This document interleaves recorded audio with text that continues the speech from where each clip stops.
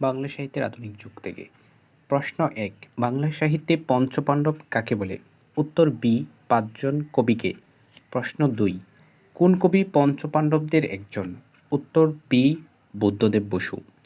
৩, Bangla academy ভবনের পূর্বনাম কী ছিল? Bardhaman house. প্রশ্ন নম্বর ৪, বাংলা গদ্যের আদি নিদর্শন কোনটি?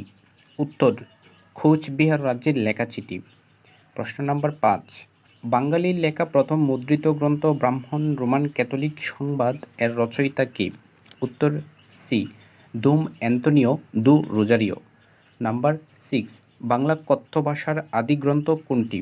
উত্তর বি, কৃপার শাস্ত্রের অর্থবেদ। নাম্বার 7, কৃপার শাস্ত্রের অর্থবেদ গ্রন্থটি কোন হরফে লেখা?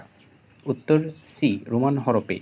নাম্বার 8, রাজা প্রতাপাদিত্য চরিত্র কোন গ্রন্থটির প্রণেতা কে?